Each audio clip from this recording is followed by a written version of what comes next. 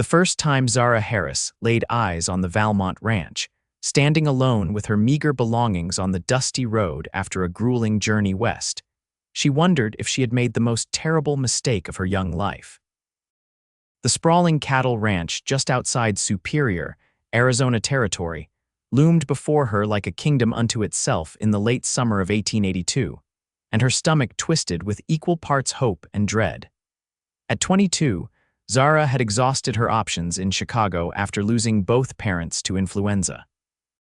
The advertisement seeking domestic help in Arizona had promised steady wages and a fresh start. What it hadn't mentioned was the brutal heat that now caused sweat to trickle down her back, dampening her only good dress. "You must be the new girl," came a gruff voice. Zara turned to find an older woman with steely gray hair and a permanent frown examining her with obvious disapproval. "Yes, madam, I'm Zara Harris. I've come about the position. Mrs. Tate, I manage the household staff." The woman's eyes narrowed. "You're late. The stage was expected yesterday." "There was trouble with the axle near Tucson," Zara explained. "We had to wait for excuses won't serve you here. Follow me." The interior of the main house was mercifully cool after the punishing sun, but Zara had little time to appreciate it as Mrs. Tate led her through the impressive dwelling, rattling off rules and expectations in a tone that suggested Zara was already failing to meet them. "You'll be responsible for cleaning the entire west wing, including Mr. Valmont's study. You'll assist in the kitchen when needed. Meals are at dawn and dusk, nothing in between. Your quarters are in the back with the other staff. Sundays you'll have 2 hours for church if you're so inclined. Pay is monthly." They reached a narrow staircase at the back of the house. "Any questions?" Zara had dozens, but the housekeeper's pinched expression discouraged them all. "No, madam. Good, you'll start immediately. Change into your work clothes and report to the kitchen." Mrs. Tate thrust a bundle of gray fabric into Zara's arms. "And do something about that hair. We don't tolerate vanity here." Left alone in the tiny attic room she would share with another maid, Zara fought back tears as she changed into the course uniform. The journey west had consumed nearly all her savings, and pride prevented her from returning to Chicago defeated. She would endure whatever she must. The kitchen was a flurry of activity when Zara arrived. A robust woman with rosy cheeks barely looked up from her cooking. "Another one, eh? I'm Mrs. Feeney. You can start by scrubbing those pots. Mr. Valmont's having guests tonight." "When will I meet Mr. Valmont?" Zara asked, rolling up her sleeves. Mrs. Feeney barked a laugh. "You likely won't unless you're being dismissed. The master doesn't concern himself with servants. It's his brother who runs the house anyway." Zara soon discovered that Victor Valmont, the elder brother and owner of the vast ranch, was rarely present. His younger brother, Douglas Valmont, managed the household with ruthless efficiency and a cruel streak that kept the staff in constant fear. Her first encounter with Douglas came on her third day. Zara was dusting in the study when he entered unexpectedly. "Who gave you permission to touch my brother's things?" he demanded. Zara straightened, startled. "Mrs. Tate assigned me to clean the study, sir." Douglas Valmont was a thin man with sharp features and cold eyes. He approached, examining her work with obvious disdain. "You missed the entire bookshelf. And what's this?" He ran a finger along the edge of the desk, though Zara had just wiped it clean. "I was just getting to incompetence will not be tolerated here." He moved uncomfortably close. "My brother built this ranch from nothing. Everything here reflects on him. Do you understand?" "Yes, sir." "I don't think you do. No pay this week." "Perhaps that will help you remember the standards expected in this house." The days blurred together in an exhausting routine. Zara woke before dawn, worked until well after dark, and fell into bed too tired even to dream. The other staff kept to themselves, too concerned with their own burdens to offer friendship. Her only comfort came from occasional glimpses of the magnificent landscape, the distant mountains turned purple at sunset, the vast open sky that seemed to go on forever. One morning in her second month, Zara was sent to clean the stable's punishment from Mrs. Tate for a perceived slight. She had just begun sweeping when she heard horses approaching. A group of riders entered the yard, dusty from the trail. At their center was a man unlike any Zara had seen before. Tall and broad-shouldered, He sat his horse with the easy confidence of someone born to the saddle. His face, tanned from the sun, bore the lines of both hardship and laughter. When he dismounted, the other men deferred to him with obvious respect. "That's him," whispered a stable boy passing with feed. "Mr. Maxwell Valmont, the boss himself." So this was the elusive owner. Zara tried to make herself invisible, continuing her sweeping while stealing glances at the man. Unlike his brother, there was nothing cold or calculating in his demeanor. He spoke easily with his men, his deep laugh carrying across the yard. Zara had nearly finished when disaster struck. Backing up to sweep under a partition, she bumped into something solid, a person. Turning in horror, she found herself face to face with Maxwell Valmont himself. "I'm so sorry, sir." She dropped into a hasty curtsy, mortified. Instead of anger, she was met with a curious gaze from the most striking blue eyes she'd ever seen. "No harm done." His voice was as rich as the earth after rain. "You're new here?" "Yes, sir, Zara Harris. I started 2 months ago." He studied her for a moment longer than necessary. "Welcome to Valmont Ranch, Miss Harris." Before she could respond, Douglas appeared at the stable entrance. "Max, you're back early. We weren't expecting you until next week." The warmth in Maxwell's expression cooled slightly as he turned to his brother. "The cattle sale in Tucson concluded faster than anticipated." "Excellent. We have much to discuss." Douglas shot Zara a dismissive glance. "Why is this girl in the stables?" "I assigned her," came Mrs. Tate's voice as she hurried across the yard. "For the extra cleaning you requested, Mr. Douglas." Maxwell's eyes narrowed slightly. "We have stable hands for that. Return to your regular duties, Miss Harris." "Yes, sir." "Thank you, sir." Zara cursed again and hurried away, feeling his gaze follow her. That night, exhausted from another long day, Zara was surprised when Mrs. Feeney pressed a small parcel into her hands in the kitchen. "Extra bread and cheese," the cook whispered. "You're too thin, girl." "Thank you," Zara said, touched by the unexpected kindness. "Why are you being nice to me?" Mrs. Feeney glanced around to ensure they were alone. "The master asked about you at dinner, wanted to know where you came from, how long you've been here." She lowered her voice further. Douglas didn't like it one bit. Zara's heart fluttered strangely. "Mr. Valmont asked about me. Why, who knows?" Mrs. Feeney shrugged. "But it's the first interest he's shown in any staff matter in months. Just be careful. Douglas doesn't like anyone catching his brother's attention." The warning proved prescient. The next morning, Douglas summoned Zara to the morning room where he sat reviewing accounts. "It has come to my attention that your work is substandard," he said without looking up. "Mrs. Tate reports multiple deficiencies." Zara stood stiffly, hands clasped before her. "I've tried to meet all expectations, sir. Trying isn't succeeding." He finally raised his cold eyes to hers.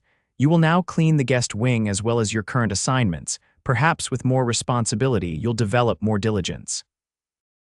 It was impossible. The guest wing alone would require hours, and Zara was already working from before dawn until well after dusk. But she needed this position desperately. "Yes, sir. Thank you for the opportunity to improve." His lip curled slightly at her response. "You may go."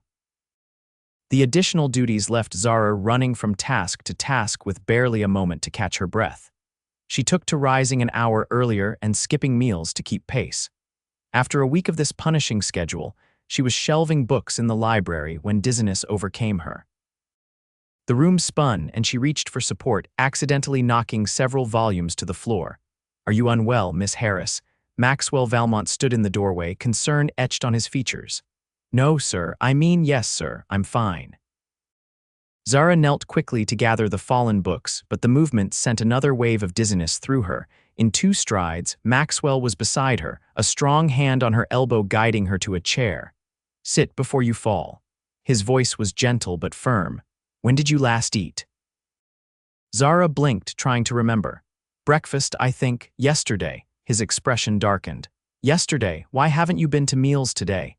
"I needed to finish the guest rooms before starting the library, and then there's still the west corridor to polish before evening." The words tumbled out before she could stop them. Maxwell knelt to her eye level, his gaze intent. "Are you saying you've been assigned too much work to allow time for meals?" Realizing her mistake, Zara backpedaled. "No, sir. I wanted to do everything properly." It's my fault for poor time management. I doubt that very much. He stood, his jaw set. Wait here. He returned minutes later with Mrs. Feeney, who carried a tray of food and regarded Zara with motherly disapproval. Eat every bite, the cook instructed. No arguments. Maxwell remained while Zara ate, his presence both comforting and unnerving. When she'd finished, color returning to her cheeks, he spoke again. Now, Miss Harris, I want the truth about your workload. Something in his steady gaze made deception impossible. Zara described her daily tasks, the recent additions, the impossible standards that seemed designed for failure. I see. His expression revealed nothing, but a muscle worked in his jaw. Thank you for your honesty. Please return to your regular duties, only those assigned when you first arrived. I'll speak with my brother about staff management. That evening, voices raised in argument echoed from Victor's study. The staff exchanged knowing glances but said nothing. Zara kept her head down, terrified that she'd made her situation worse. The next morning, Douglas was nowhere to be seen. Mrs. Tate, looking unusually subdued, informed Zara that she would return to her original duties. And you're to take regular meal breaks, the housekeeper added stiffly. Master's orders. For several days, the atmosphere in the house remained tense. Douglas avoided Zara entirely, while Maxwell seemed to appear wherever she worked, checking a book in the library while she dusted, reviewing papers in his study while she cleaned the fireplace. Each time, he acknowledged her with a nod and a few kind words. One afternoon, Zara was hanging laundry in the garden when Maxwell approached, looking uncharacteristically hesitant. Miss Harris, might I have a word? Of course, sir. She wiped her hands on her apron, nervous under his direct attention. I'm planning to ride into town tomorrow. There's a new shipment of books at the general store I'd like to examine. He cleared his throat. Mrs. Tate mentioned your well-read. I thought you might accompany me and offer your opinion. Zara stared, certain she'd misunderstood. You want me to go to town with you to help select books? A smile touched his lips. Unless you're opposed to the idea. No, I mean I'd be honored, but she glanced toward the house. Is that appropriate? Mrs. Tate might not approve of a maid leaving her duties. I've already spoken with Mrs. Tate. The smile widened to a grin that transformed his face. She was, reluctantly agreeable. The ride to Superior the next day was the first freedom Zara had experienced since arriving at the ranch. Seated beside Maxwell in the wagon, she breathed deeply of the desert air, marveling at the landscape spread before them. You seem happy to escape, Maxwell observed. It's beautiful country, Zara replied diplomatically. He laughed. You don't need to be polite. I'm well aware the house has become rather oppressive lately. Zara hesitated, then decided on honesty. May I ask you something, Mr. Valmont? Maxwell, please, or Max, as most call me. That would be improper, sir. Not when we're away from the house. His eyes crinkled at the corners. I insist. Very well, Maxwell. The name felt intimate on her tongue. Why did you really bring me today? Surely you don't need a maid's opinion on literature. He guided the horses around a bend before answering. Because you looked like you needed escape as much as I did. And because I've seen you reading poetry when you think no one's watching. Heat flooded Zara's cheeks. You saw that, Tennyson, wasn't it? Hidden inside your apron pocket. It was my mother's book, she admitted. Reading it reminds me of her. Tell me about your family, he said, and something in his tone made it clear he genuinely wanted to know.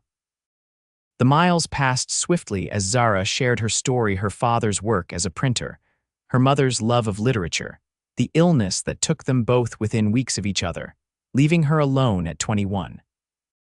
I had some education and tried teaching, but positions are scarce for women without connections, she explained. When I saw the advertisement for domestic help out west, it seemed like providence.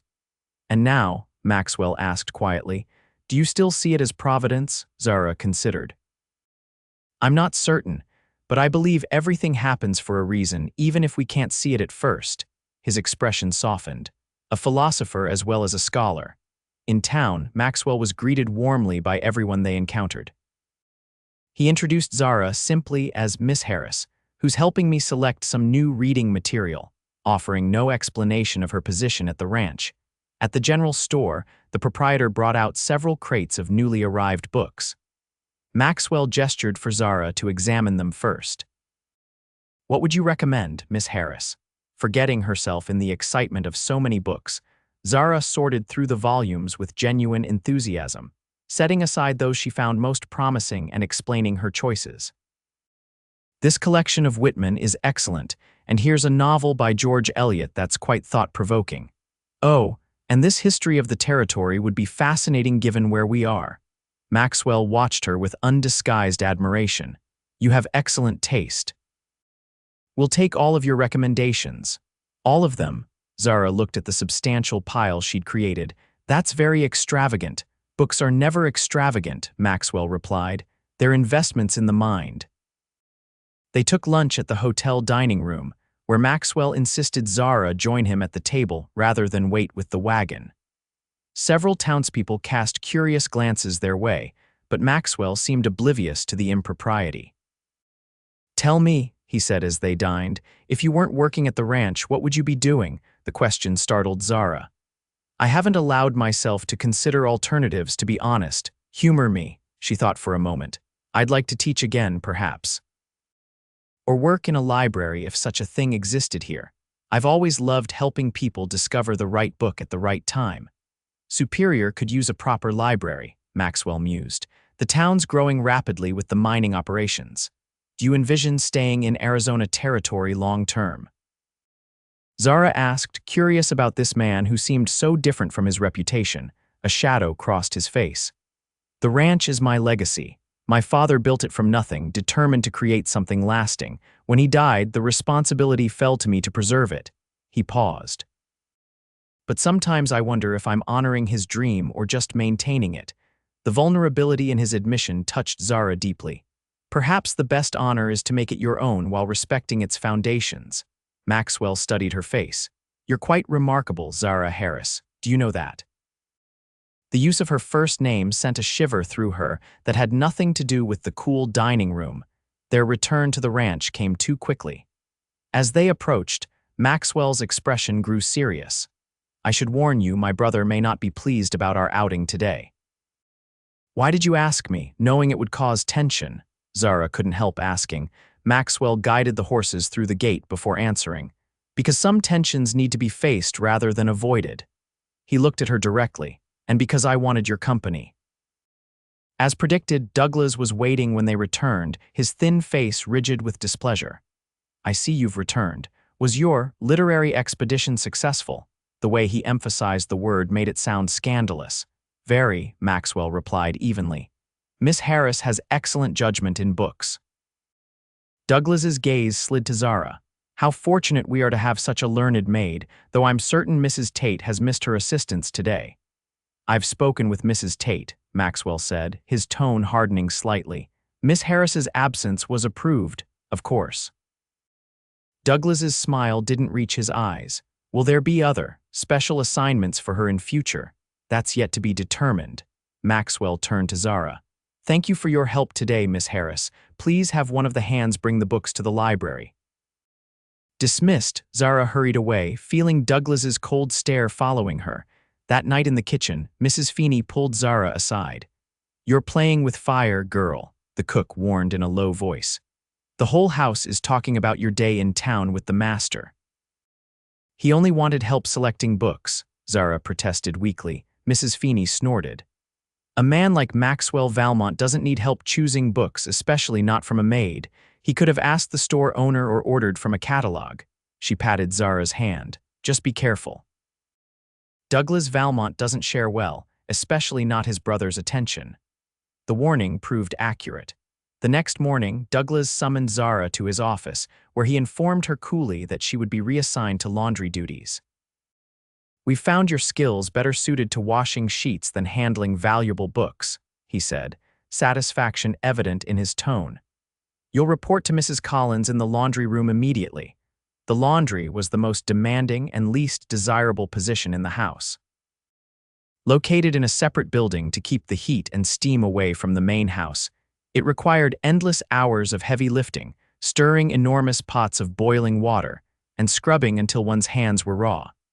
Mrs. Collins, a stern woman with forearms like a blacksmith's, showed no sympathy. We start at 4 each morning, she informed Zara. The ranch goes through 50 sheets a week, plus tablecloths, napkins, and personal garments. You'll be expected to keep pace. By the end of her first day in the laundry, Zara's back screamed in protest. Her hands were cracked and bleeding, and she could barely climb the stairs to her room. She collapsed on her narrow bed, too exhausted even to cry. She didn't see Maxwell for over a week. Confined to the laundry building, she caught only glimpses of the main house. Each night she fell into bed, waking before dawn to begin again. Her only consolation was one of the books Maxwell had purchased, a small volume of poetry she'd admired that had mysteriously appeared on her bed 3 days after their trip. On Sunday, her scheduled time for church, Zara instead found a quiet spot behind the stables where she could rest her aching body and read a few pages of her treasured book. Miss Harris. She looked up, startled to find Maxwell standing before her, concern evident in his expression. Mr. Valmont, I'm sorry I should be. She struggled to her feet, wincing at the pain in her back. Please sit. He gestured for her to remain seated, then lowered himself to sit beside her on the rough wooden bench. I've been looking for you. When I didn't see you at the house, I became concerned. I've been reassigned to the laundry, Zara explained, trying to keep bitterness from her voice. Maxwell's expression darkened. The laundry, since when? Since the day after our trip to town. He was silent for a long moment. I see. His gaze fell to her hands and he frowned at the cracked, reddened skin. Gently, he took one hand in his, turning it over to examine the damage. This is unacceptable. The touch of his warm hand around her sent her heart racing. It's honest work, she said softly. There's nothing honest about punishment disguised as reassignment. He released her hand reluctantly. I apologize, Zara. This is my fault. No, please don't, it is. His jaw tightened. My brother is using you to make a point to me. He nodded toward the book in her lap. I see you found my gift. Zara touched the volume reverently. It's been my salvation this week. Thank you. I'm glad it brought you some comfort. He hesitated. I'd like to make things right. You don't need to, I do. His blue eyes held hers with intensity. Will you trust me to fix this? Something in his gaze made promises his words didn't speak aloud. Zara nodded, unable to deny him anything in that moment. Good. He smiled, the warmth of it reaching his eyes. Now, tell me which poem in that book is your favorite. They sat together in the shade for nearly an hour, discussing poetry and literature, politics and philosophy. Maxwell listened to her opinions with genuine interest, challenging her thoughts with his own, creating a conversation unlike any Zara had experienced since leaving Chicago. When the church bell rang in the distance, signaling the end of services, Maxwell stood reluctantly. I should go before you're missed, but I meant what I said. I'll make this right. The next morning, as Zara prepared for another grueling day in the laundry, Mrs. Tate appeared at her door. Pack your things, the housekeeper instructed briskly. Zara's heart sank. I'm being dismissed. No, Mrs. Tate's expression was unreadable. You're being reassigned. Again. Mr. Maxwell Valmont has requested you serve as his personal assistant in cataloging the library. You'll move to the room adjacent to the library for easier access to your duties. Stunned, Zara could only stare. Well, don't just stand there, gather your belongings. The room next to the library was 3 times the size of her attic quarters, with a real bed, a washstand, and even a small writing desk beneath a window overlooking the mountains. Most astonishing of all, a trunk at the foot of the bed contained several modest but well-made dresses suitable for her new position. Maxwell was waiting in the library, sorting through stacks of books. Ah, Miss Harris, you've arrived. His formal tone didn't match the warmth in his eyes. I hope your new accommodations are satisfactory. They're far more than satisfactory, Zara said softly, but I don't understand. It's quite simple. I've neglected this library for too long. The books need proper cataloging and organization. Given your knowledge and appreciation for literature, you're the perfect person for the task. He gestured to the desk by the window. You'll work here where the light is good. I've provided a ledger system for recording the inventory. And my other duties, this is your only duty now. His expression softened. Your hands need time to heal properly. Zara glanced down at her damaged hands, then back at Maxwell. Your brother won't approve. My brother doesn't need to approve. This is my house and my decision. Something in his tone brooked no argument. The work was a joy compared to her previous duties. Each day, Zara cataloged and organized books, creating a system that made the extensive collection accessible. Maxwell often worked alongside her, discussing the books they discovered and sharing stories of how various volumes had come into his possession. As the days passed, Zara learned more about the man behind the ranch owner's facade. Maxwell had never intended to run the family business. He'd been studying law in Boston when his father's sudden death called him back west. His brother Douglas, who had expected to inherit everything, resented being passed over but lacked the temperament to manage the ranch successfully. He's not evil, Maxwell explained one afternoon as they sorted through a collection of historical texts. Just bitter. He believes he deserved what our father left to me. And what do you believe? Zara asked, shelving a book on the American Revolution. Maxwell considered the question seriously. I believe my father made the choice he thought best for the ranch's future. Douglas is brilliant with numbers but lacks patience with people. A ranch this size needs both. You're very fair to him, considering how he treats the staff.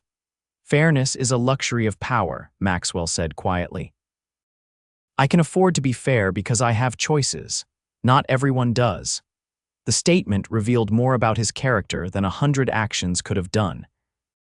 Zara found herself studying him when he wasn't looking, the way his brow furrowed in concentration, how his hands moved with surprising gentleness for a rancher, the rare full smile that transformed his serious face.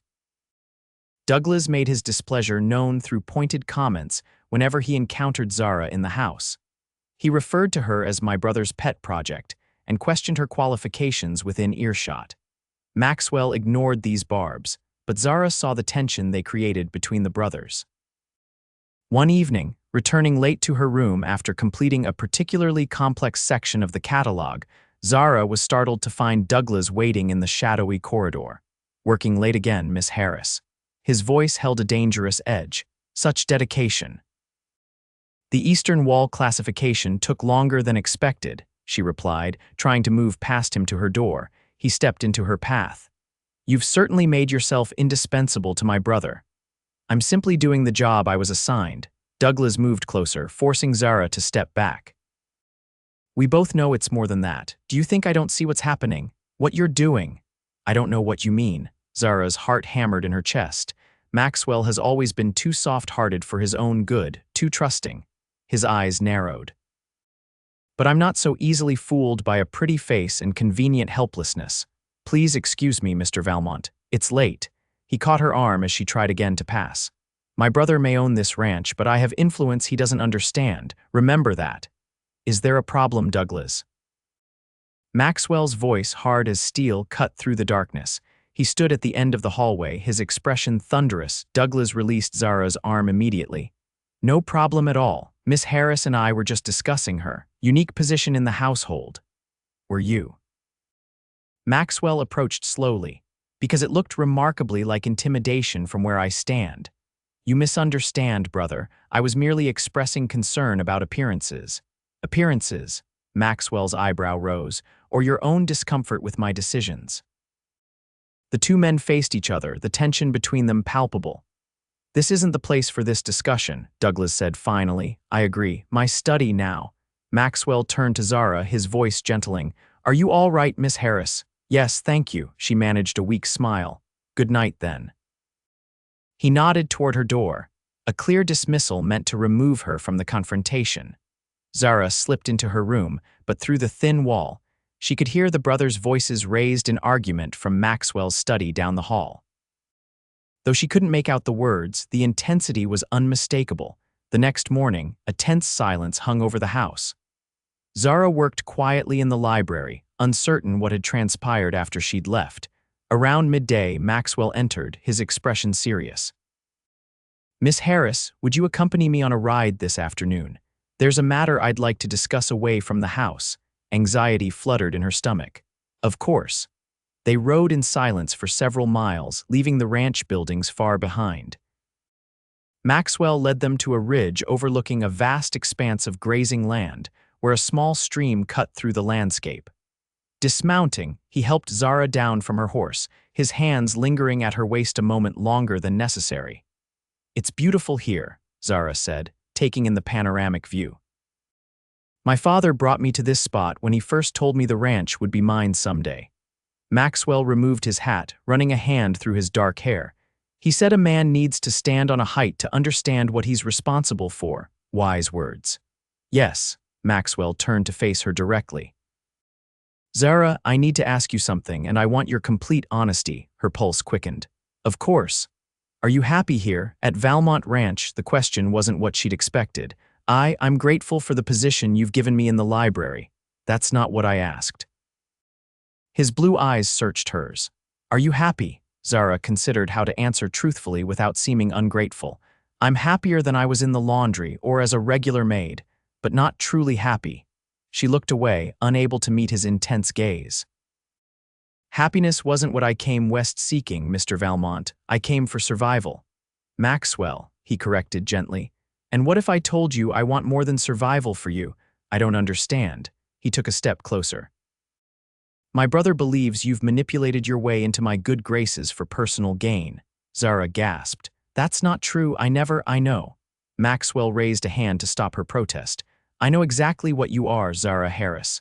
"And what is that?" she whispered. "The most genuine, intelligent, and compassionate woman I've ever met." His voice dropped. "A woman who reads Tennyson by candlelight after exhausting days of labor, who discusses politics and philosophy with more insight than most educated men I know, who sees beauty in this harsh landscape when others see only desolation." Tears pricked Zara's eyes at his words. No one had ever seen her so clearly. "Last night," Maxwell continued, "Douglas demanded I dismiss you. He believes your presence is causing discord in the household." Cold fear washed over her. "Are you going to send me away?" "No." Maxwell stepped closer still, close enough that she could feel the warmth radiating from him. "I'm going to ask you to stay, not as my librarian or my assistant, but as my wife." The world seemed to stop. "Your wife." "I know it's sudden, perhaps even improper, but these past weeks have shown me something I never expected to find at Valmont Ranch." He reached for her hand, enfolding it in his. "I've fallen in love with you, Zara. Your mind, your spirit, your gentle strength. I don't want to be your employer anymore. I want to be your partner." Zara could barely breathe. "People will talk. They'll say I schemed for this, just as Douglas believes." "Let them talk." Maxwell's thumb traced circles on her palm. "What matters is what's true.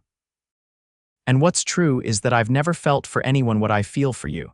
"This can't be real," Zara whispered, overwhelmed. "It is real." He raised her hand to his lips, pressing a kiss to her knuckles. "I won't pressure you for an answer now. Take time to consider. But know that my feelings won't change." The ride back to the ranch passed in a blur, Zara's mind spinning with Maxwell's declaration. When they reached the stables, he helped her dismount, his hands strong and sure. "Will you think about what I said?" he asked quietly. "I can think of nothing else," she admitted. He smiled, the expression lighting his entire face. "Good night, Zara." That night, alone in her room, Zara paced restlessly. Could she really become Mrs. Maxwell Valmont? Would the mistress of the house be accepted when she'd so recently been scrubbing its floors? And most troubling, what would Douglas do when he learned his brother intended to marry a former maid? Yet beneath these practical concerns lay a deeper truth she could no longer deny.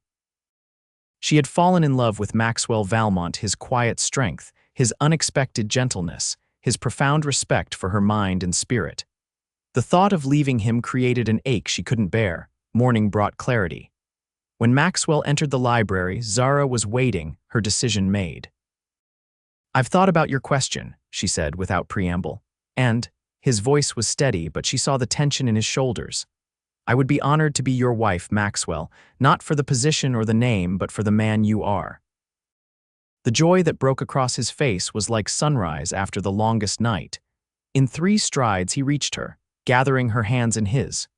"You've made me the happiest man in Arizona territory," he said, voice rough with emotion. Then with exquisite tenderness, he leaned down and pressed his lips to hers. The kiss was everything Zara had never dared to dream, gentle yet passionate, a promise and a pledge. When they finally parted, both breathless, Maxwell rested his forehead against hers. "We'll be married as soon as arrangements can be made," he murmured. "A month, perhaps. And your brother," Maxwell's expression hardened slightly. "Douglas will accept it, or he will find other accommodations. This is my decision and my heart."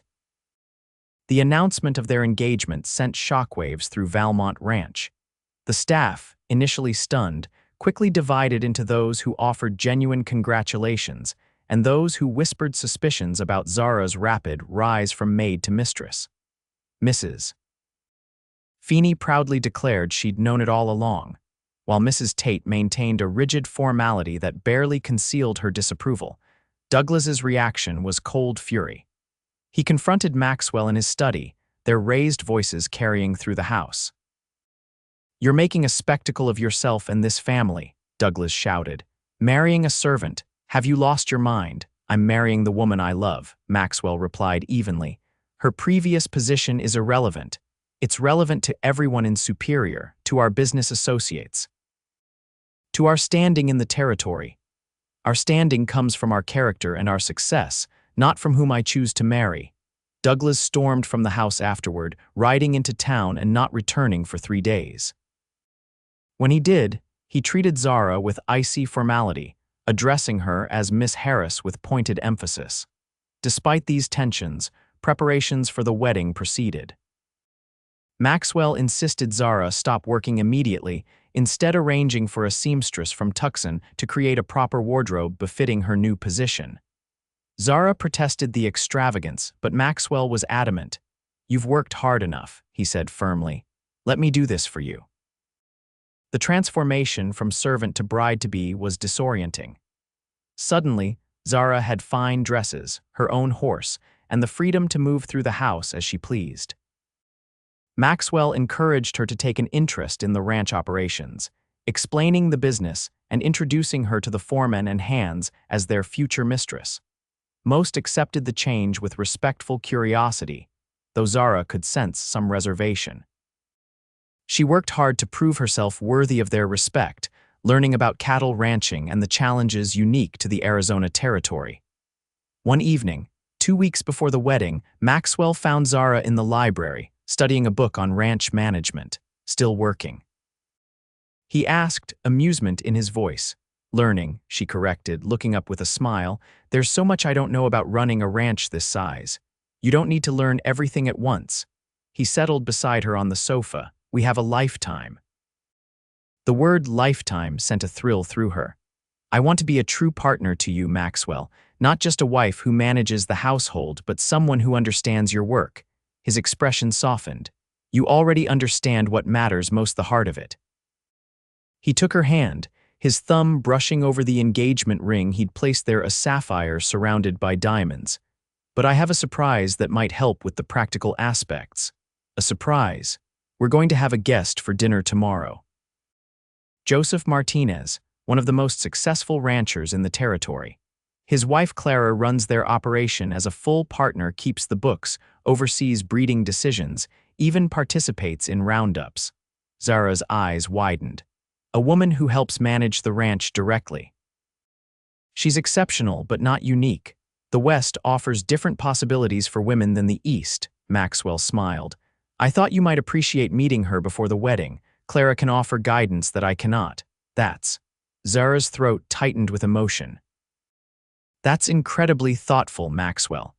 I want you to have every opportunity to grow into whatever role fulfills you," he said simply. "I didn't fall in love with you to confine you, but to see you thrive." The dinner with the Martinezes proved transformative. Clara Martinez was a formidable woman in her 40s, sharp-witted and confident, who treated Zara with immediate respect rather than curiosity or condescension. After dinner, while the men discussed business in the study, Clara invited Zara to join her on the veranda. "So you're the woman who captured Maxwell Valmont's heart," Clara said, her direct gaze assessing but kind. "He seems completely besotted." "I'm still not entirely sure how it happened," Zara admitted. 3 months ago I was cleaning his boots."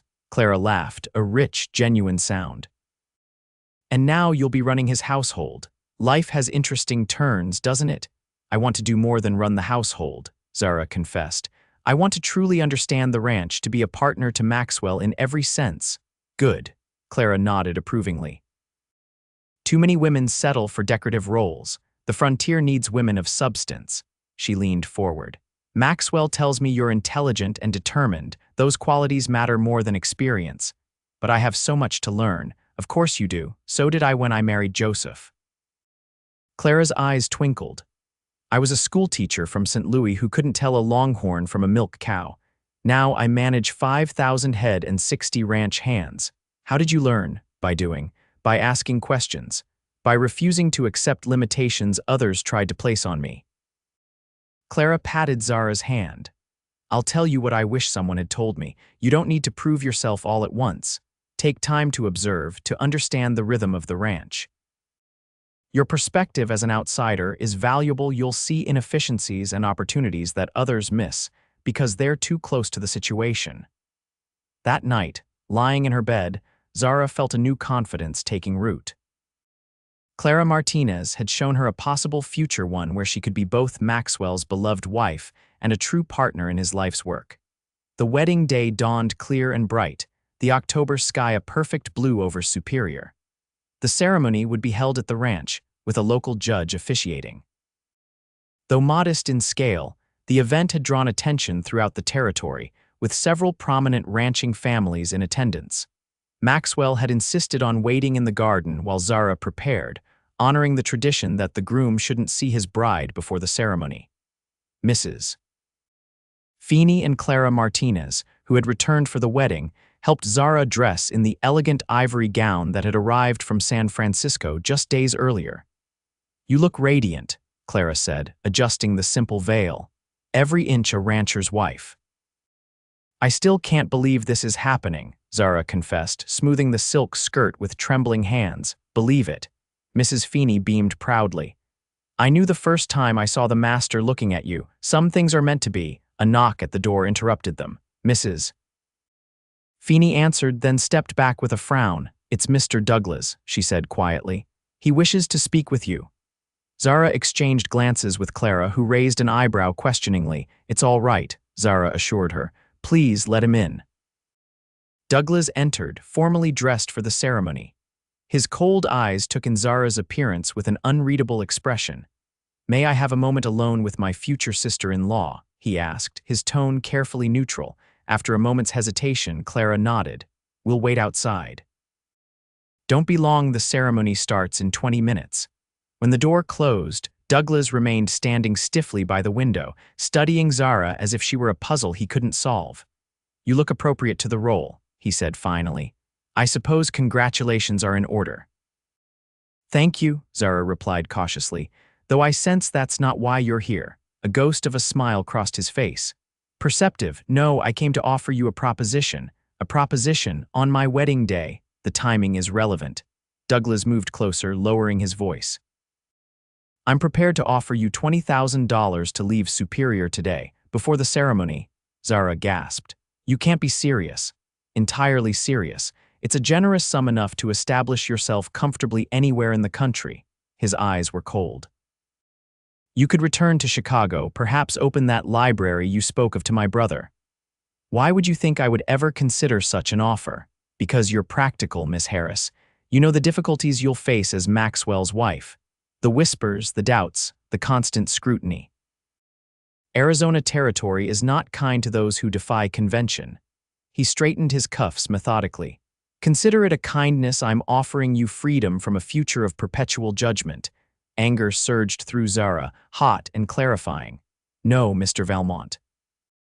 You're offering to buy me off to satisfy your own wounded pride. She drew herself up to her full height. I love your brother, and by some miracle he loves me. No amount of money could replace that. Douglas's expression hardened. Love fades, Miss Harris. Especially when faced with the harsh realities of life on a ranch.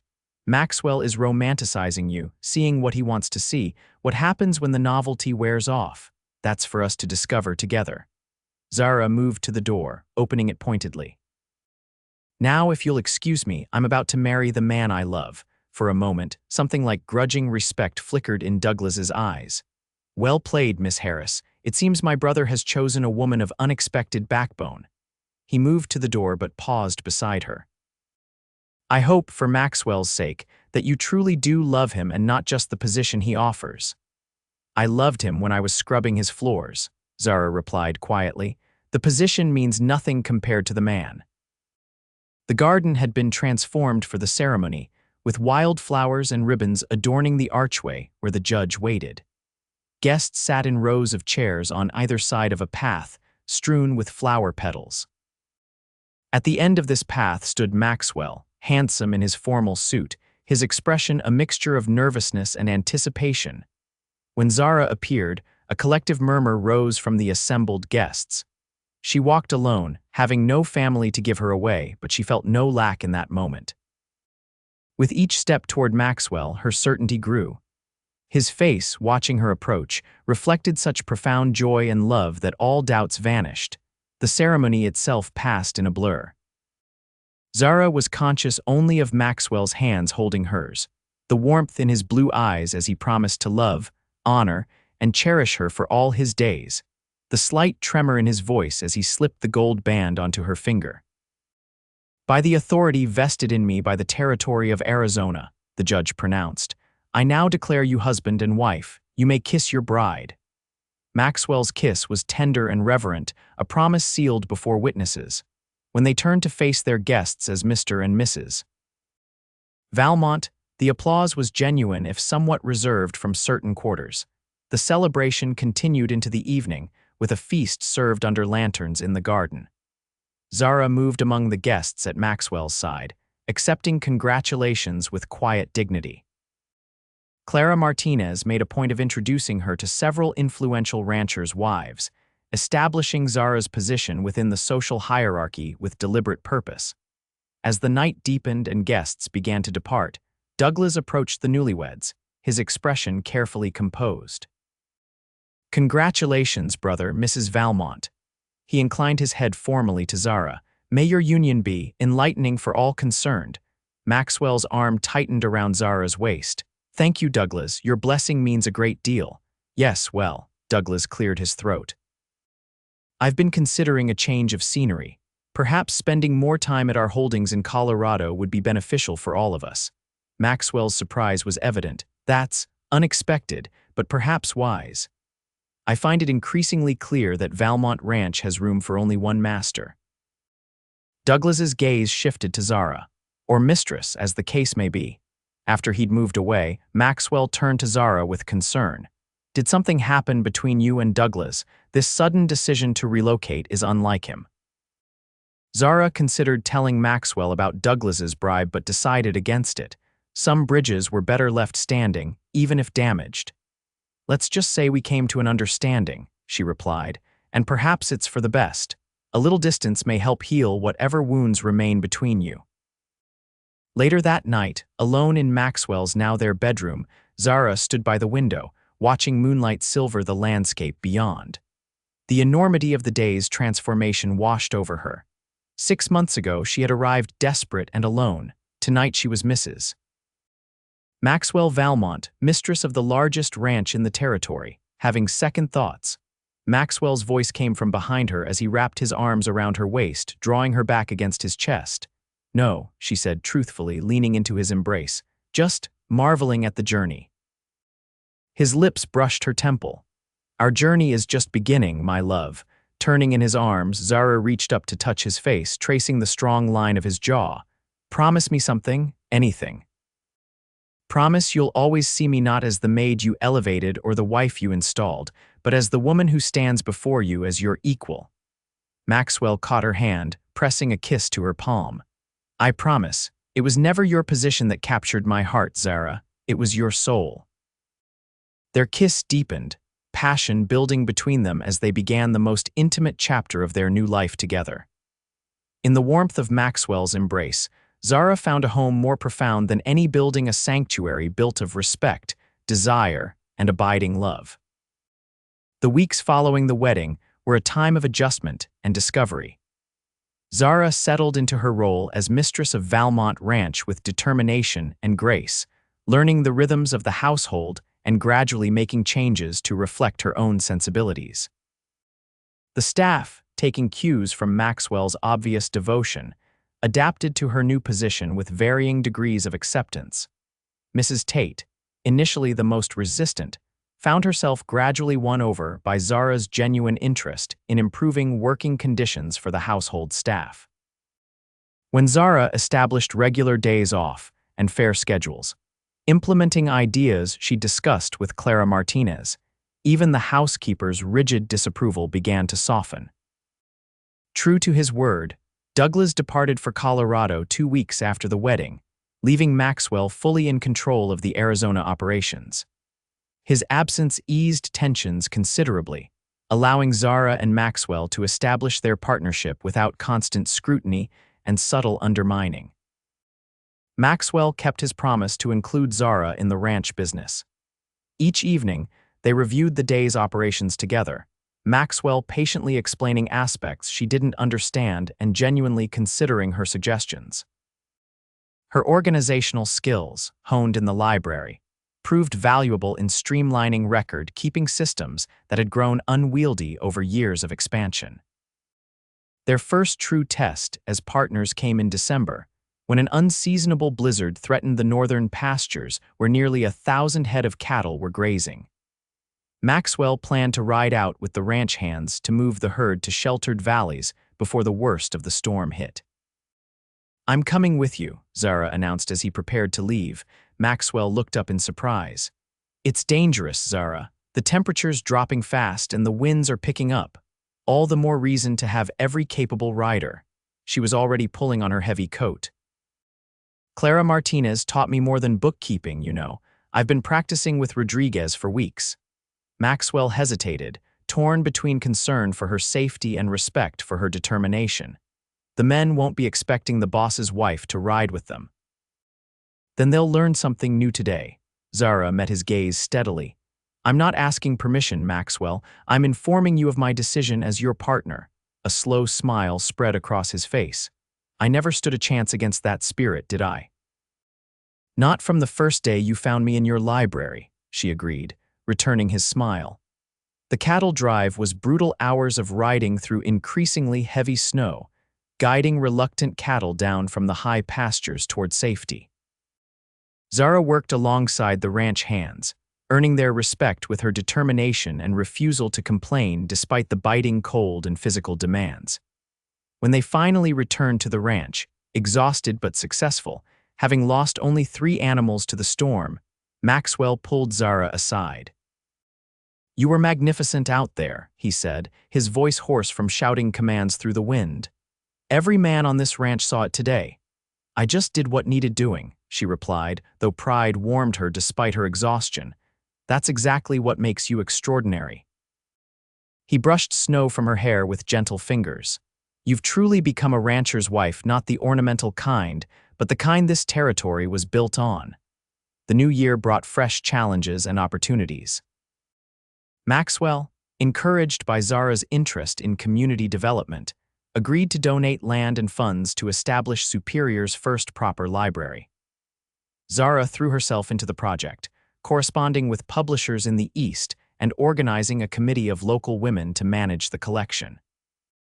The library's opening in March 1883 marked a turning point in Zara's acceptance by the community. Seeing the former Maid dedicate herself to public service softened even the most judgmental attitudes. Gradually, the whispers about her past faded, replaced by appreciation for her present contributions. In April, as wildflowers carpeted the valleys around Superior, Zara made a discovery that would change their lives yet again. After consulting with the local doctor to confirm her suspicions, she waited until evening, when she and Maxwell were enjoying the sunset from the veranda. "I have something to tell you," she said, taking his hand in hers. "Something wonderful." Maxwell turned to her, curiosity in his eyes. "What is it?" "In about 7 months, Valmont Ranch will have a new resident." She placed his hand gently on her still flat stomach. "A very small one." The joy that transformed Maxwell's face was beyond anything Zara had seen before. He gathered her into his arms with exquisite gentleness, as though she had suddenly become fragile treasure. "A child," he whispered against her hair. "Our child. Are you happy?" she asked, though his reaction left little doubt. Happy doesn't begin to describe it. He drew back to look into her eyes, his own suspiciously bright. "When I found you that day in the library, exhausted and still determined to do your job well, I thought I'd discovered someone special. I had no idea just how completely you would transform my life." The news of Zara's pregnancy spread quickly through the ranch and town. Gifts began arriving: handmade blankets, tiny clothes, advice both solicited and not. Even Douglas sent a telegram of congratulations from Colorado, the closest he'd come to a true reconciliation. As summer progressed and Zara's condition became visible, Maxwell grew increasingly protective, trying to limit her activities despite her protests. "I'm pregnant, not ill," she reminded him repeatedly. "Women have been having babies since the beginning of time, most of them while continuing to work. Most of them weren't carrying my child," Maxwell would respond, only half joking. "Humor me, please." They compromised. Zara agreed to avoid horseback riding and lifting heavy objects, while Maxwell accepted that she would continue overseeing household operations and library committee meetings. Their negotiations over each activity became a running joke among the ranch staff, who had grown genuinely fond of their mistress. In November, as the first winter chill settled over the territory, Zara went into labor during dinner. Maxwell, who had read every medical text he could find on childbirth over the previous months, maintained remarkable composure as he sent for the doctor and midwife. His calm facade cracked only when he was briefly banished from the bedroom during the most difficult hours of Zara's labor. "If you wear a hole in that carpet pacing, you'll have to explain it to your wife," Mrs. Feeney told him bluntly as she brought fresh towels. "She's strong, that one. Have faith." Just before dawn on November 12, 1883, Samuel Maxwell Valmont entered the world with a lusty cry that his father swore could be heard all the way to the north pasture. When Maxwell was finally allowed to see his wife and son, he found Zara exhausted but radiant, cradling a small bundle with a shock of dark hair. "He has your eyes," she said softly as Maxwell perched carefully on the edge of the bed. "And your temper, I think." He was very determined to arrive on his own schedule. Maxwell touched his son's tiny hand with a finger, marveling when the infant instinctively grasped it. "He's perfect," he whispered. "You're both perfect." Over the following weeks, Zara discovered that motherhood brought its own unique challenges and joys. Samuel proved to be a good-natured baby, with his father's steady temperament and his mother's curiosity. The entire household revolved around his schedule, with even the most stoic ranch hands softening at the sight of the young master. Christmas that year was especially joyous, with Samuel as the center of attention. Maxwell surprised Zara with a delicate gold locket containing miniature portraits of the three of them, painted by an artist he'd commissioned secretly from Tucson. "For when Samuel and I are out on the range and you miss us," he explained as he fastened it around her neck. "Are you already planning to take our son ranching?" Zara asked, amused. "He's barely 6 weeks old." "It's never too early to learn the family business," Maxwell grinned, "though perhaps we'll wait until he can sit up on his own." As the new year progressed, Zara gradually resumed more of her responsibilities, bringing Samuel with her to the library or leaving him with Mrs. Feeney, who had appointed herself unofficial grandmother to the boy. By spring, a routine had established itself, one that allowed Zara to be both mother and rancher's wife, balancing her roles with increasing confidence. In May, a surprising letter arrived from Douglas. He was returning to Arizona, he wrote, to discuss a business proposition with Maxwell. The telegram gave no details, merely a date of arrival. "What do you think he wants?" Zara asked as they discussed the message over dinner. Maxwell shrugged. "With Douglas, it could be anything. Perhaps the Colorado operations aren't as satisfying as he hoped. Are you concerned?" "Cautious," Maxwell admitted, though his last letter seemed more settled than previous communications. Douglas arrived on a Tuesday, looking remarkably changed from the bitter man who had left 6 months earlier. Colorado's mountain air had tanned his usually pale complexion, and he carried himself with less rigid formality. Most surprising was his companion, a poised woman in her 30s, whom he introduced as Alina Matthews, daughter of a Denver banking family. Miss Matthews and I became acquainted through mutual business interests, Douglas explained during dinner, his tone almost warm. She's been instrumental in securing financing for several expansion projects. Alina Matthews proved to be intelligent and forthright, with a keen understanding of Western cattle markets. She engaged Zara in genuine conversation, asking thoughtful questions about the library project and Samuel, showing none of the condescension Zara had come to expect from Douglas's associates.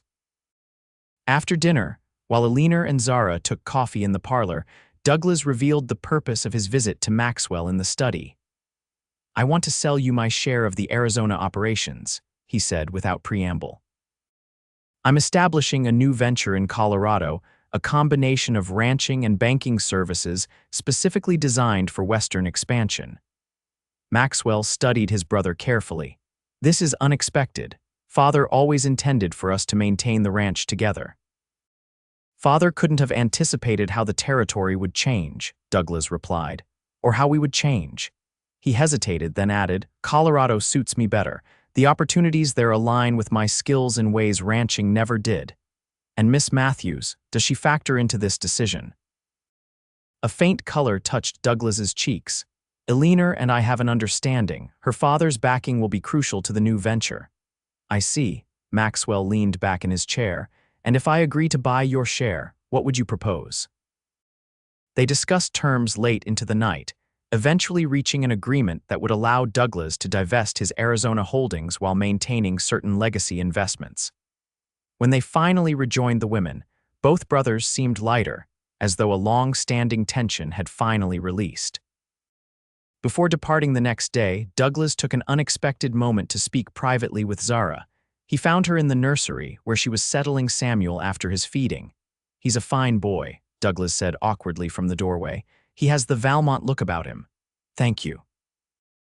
Zara motioned him in. "Would you like to hold your nephew? You haven't had the chance yet." Surprise flickered across Douglas's face. "I wouldn't know how. There's no great mystery to it. Here." Before he could object, Zara gently transferred the sleepy infant to his uncle's stiff arms. "Just support his head like that." Douglas stood frozen, staring down at Samuel with an expression of mingled terror and wonder.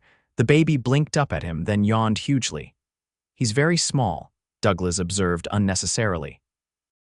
"But growing every day," Zara replied, smiling at the incongruous image of stern Douglas Valmont cradling an infant. "Maxwell says he'll be riding before we know it." Maxwell always was impatient. A ghost of a smile touched Douglas's lips. Then, with obvious effort, he continued, "I owe you an apology, Zara. Do you?" She kept her tone neutral. "I misjudged you, and I behaved poorly." He focused on Samuel, avoiding her eyes. "The offer I made on your wedding day was unforgivable. Yet here you are, asking forgiveness." "Not asking, just acknowledging." Douglas carefully returned the baby to Zara's arms. "You've been good for my brother, for the ranch. I was too proud to see it. Thank you for saying so." Zara settled Samuel in his cradle before facing Douglas directly. "I hope Colorado brings you the satisfaction you seek, and Miss Matthews seems a remarkable woman." "She is." Something softened in his expression. "She reminds me of you in some ways, determined, unimpressed by position alone. High praise indeed coming from you." "Yes, well." Douglas straightened, composure returning. "Please tell Maxwell I'll have the papers drawn up as discussed. We can finalize everything next month." After Douglas and Alina departed, Zara found Maxwell in his study, reviewing the notes from their negotiation. "So it's decided?"